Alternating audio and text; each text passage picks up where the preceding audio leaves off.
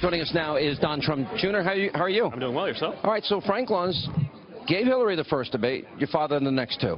And those Luntz focus groups are pretty accurate, undecided voters. Yep. How did you feel about tonight? I agree with him. I mean, I think we did great. I think he was able to highlight issues. He was able to talk about issues. He's able to talk about her failed track record. You know, he's right. She's been doing this for 30 years. Why haven't any? All of a sudden, she's got all these magical plans. Well, where were they before?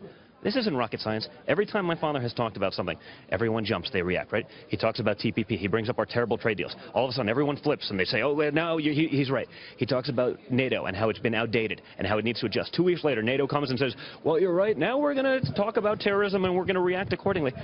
How come the outsider, the builder from New York, how come he has to be the guy that brings this up? Well, and everyone reacts. All these corporate politicians. No, but it is, you know, she's become a multi-millionaire since playing on her job. And, you know, your dad's probably losing a lot of money and opportunity costs and all this. So he's lost a lot of money in this and paying his own way. You know what? He doesn't need this job, Sean. He doesn't need this job. He wants to do this job because he wants to give everyone in America, all ethnicities, all backgrounds, the same incredible opportunity that he was able to have to start a great family, to start a business, to live the American dream. And that's gone. And you know why it's gone? Because people in D.C., who've never had these jobs, they've never done any of these things. They get promised things. They make donations, so they get jobs, and they get high positions in government. We've seen that. Okay? They get deals in Haiti because they donated to the Clinton Feathers. That's so bad, isn't it? They take that money, they squander it, they put it in their pockets, they line it. The people in Haiti are saying, what happened? What happened? Where are the things that where's the $10 billion? They don't know. It's disgusting, and that's what's got to stop. And so I think my father had a great thing yesterday when he said, it's time to drain the swamp in D.C. That was the #1 trending issue on Twitter. Let me ask you this, because I think this is important. We had 2 tapes now come out. I just saw James O'Keefe in the crowd here a moment ago. We had 2 tapes come out. One shows that money coming directly from the Clinton campaign, funneled through the DNC, funneled through democracy, whatever, right into the hands of agitators fomenting violence, going back as far as Chicago against your father, and a huge, massive voter fraud scheme that they put in the works.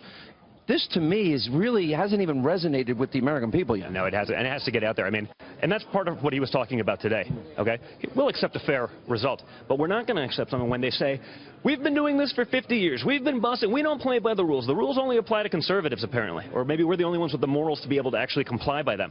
You know, this stuff's coming out. This isn't pretend. This is undercover video. That's James O'Keefe right over there that did the video. Yeah. He did a great job, and I think, listen, he's doing the American people a great service by highlighting this, because everyone thinks, oh, the system's so honest, no way they would do this.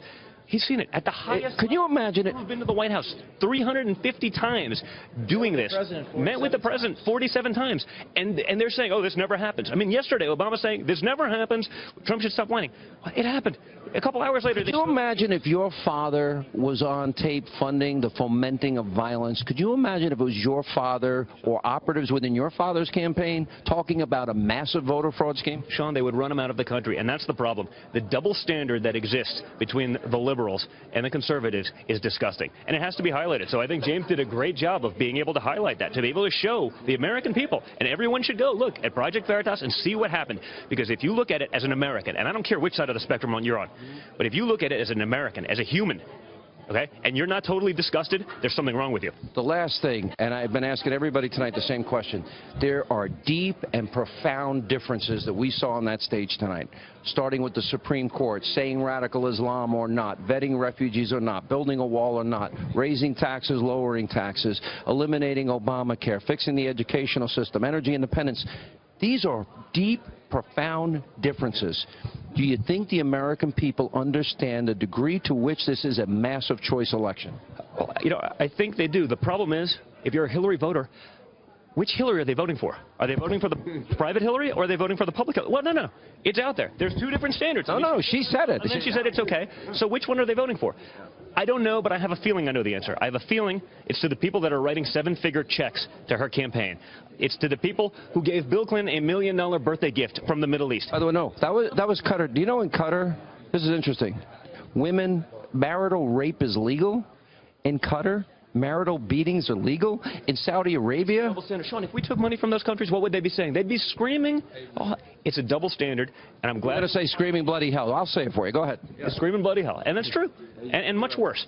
Okay? But it's a double standard that people have grown to accept in this country. And that's what we got to point out. We can't accept that anymore. It's not fair, and it shouldn't happen. All right, last question. I was with you and a bunch of young millennials today, and when I mentioned the idea, hey, is Don Jr. one day going to run? Wait a minute. I thought I saw a standing ovation. Well, listen, it'd be an honor to maybe do that someday. Right now, my only objective is to get him in there because I want to fix the mess that is D.C. I want to help him implement those policies that are going to bring jobs back to this country. I want to help him implement the policies that are going to put term limits on these guys, that are going to prevent people in highest levels of government going and lobbying for other countries to suck American dollars into those countries. I want to fight for the people of this country, and that's what my father's been doing from day one. The hardworking men and women who built this country, they need a voice again, and my father's their voice. Don Jr., good to see you.